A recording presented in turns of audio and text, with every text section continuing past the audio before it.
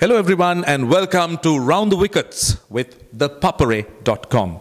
As we know, cricket is a subject that lots of people are very interested in. Now, the Round the Wickets program will look to try and focus on cricket in Sri Lanka and also internationally. Let's look at cricket in Sri Lanka and let's take a look at Sri Lanka cricket at Maitland Place. As you know, Sri Lanka cricket currently is run by a government-appointed committee, and the ICC tends to frown on committees like that. But Siddharth Vettamuni, the chairman of the interim committee running cricket in Sri Lanka, seem to have far-reaching policies and seem to want to try and develop the game in the regions and also bring in some world-class facilities to the R. Premadasa International Stadium. Now, before I go into that, how would Siddharth Vettamuni raise the money for this? Because the ICC has already frozen the money due to Sri Lanka, just sent or just released a little bit for the players, and they're planning to transfer the money due to Sri Lanka into an escrow account. So, Siddharth Vettamuni and his committee will have to work very hard, try to negotiate with the ICC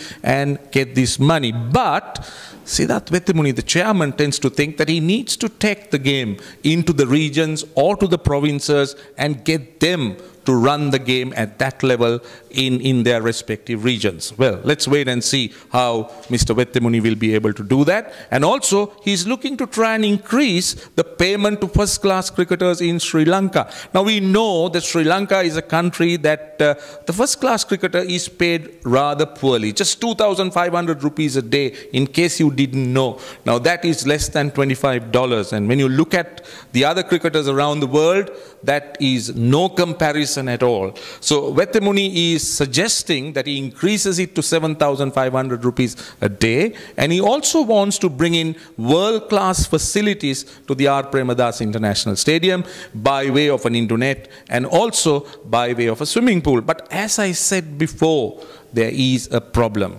because the ICC is meeting in July, the directors don't like this, and what happens if Sri Lanka cricket gets suspended until this matter is sorted out? So Siddharth Vettamuni and company, including the Minister of Sports, will have a lot of work, a lot of thinking to be done because people are concerned, players are concerned, stakeholders are concerned about the situation that has arisen, particularly involving the ICC. So, a lot of work to be done for Sri Lanka cricket. Let's wait and see how they cope with it. But positive news in the form of appointments for the national team. Michael Main comes in as a trainer, and Champaka Ramanayaka, who used to handle the job as a fast bowling coach before Chaminda Vas was employed, comes back and joins the Sri Lankan coaching setup as the fast bowling coach. Champaka Ramanayaka, of course, is known to be very good at skill development, and the Sri Lankan bowlers in particular will welcome his return. Now, talking about Sri Lanka cricket, one thing that all of us want to try and focus our attention is on fringe players. Now, fringe players are important because Kumar Sangakkara is about to retire from Test cricket after retiring from One Day and T20. Mahela Jayawardene is already gone.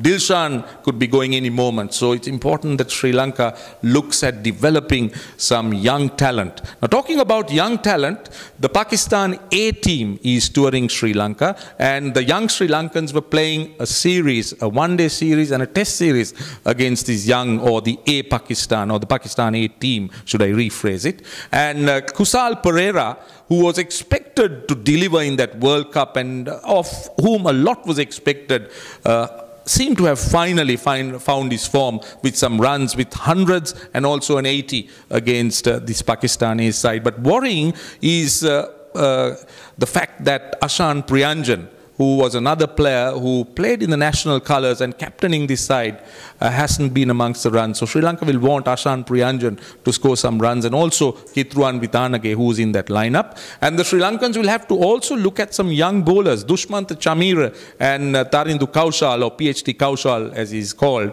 are two up-and-coming young cricketers where the Sri Lankan cricketing public, the Sri Lankan management will be hoping will be the next bowlers that will take Sri Lanka to winning situations in the international arena, and will be the ones who will take the places of the Lasit Malingas and the Muttaya Muralidharans in the past, and of course Rangana Herats of today. So that's about the Sri Lanka A team. But the West Indies or the women's team is also touring Sri Lanka, and they were playing their counterparts. Not good news for the Sri Lankan ladies, because they were beaten quite comprehensively by the West Indian women, 3-1. But you can't really blame the Sri Lankan women, because the Sri Lankan ladies don't seem to have a proper setup to identify talent. Now, we do know that the men's have a very fine setup where the talent gets filtered into the mainstream through schools and clubs and districts, but the ladies doesn't seem to be still having a system. To start with, no school plays ladies cricket. Well, we got very few clubs playing ladies cricket, but the ladies cricket or ladies game doesn't seem to have caught on still with the Sri Lankan public. It's time that the Sri Lankan board looks at trying to bring in more ladies into the system, where the talent will start to come in, and the ladies team also will be a force to reckon with in the international arena. Well, that's it as far as the domestic scene. Let's look at the international scene, and one place that is making some news is England, because the West Indies did beat England in that test series, in that last test match, and the West Indies were called a rather mediocre team by the incoming ECB head, but still England couldn't win that series. Now, as a result of it, Peter Moores, who is called the outstanding coach of the generation, has been sacked, and before that the director of ECB, Paul Downton, the former wicketkeeper batsman, was asked to go. So the ECB has now appointed Andrew Strauss, the former captain, as the director of the ECB, and the first thing Strauss did was greet Kevin Pietersen, the big topic, after making 355, and told him, "You're still not been figured in our plans for England." Now, Strauss made it clear that it had nothing to do with Kevin Pietersen's ability as a batsman, but it had everything to do with Kevin Pietersen and the team and the trust that they should have between the player and the team and the management. Of course, we do know that Pietersen has had a rather shady past, because he's had his moments of difficulties with the management, where he was asked to go once when he was found to be texting the South African players about Strauss. So when Strauss was appointed, I suppose Kevin Pietersen would have known that at least for the time being, he may not get a recall. But from an English cricket point of view, can England be without Kevin Pietersen? Now, that is one match winner as far as English cricket is concerned. And when England are up against New Zealand and Australia, being two top teams, how will this young England side cope with New Zealand and Australia? Now, what would happen if England loses to New Zealand and to Australia? Will that mean that England will recall Kevin Pietersen? Lots of questions, not just to the Sri Lankan administrators, as I said, lots of questions to the English administrators too. So we'll talk about it when we come back next week. For the moment, it's goodbye from ThePapare.com.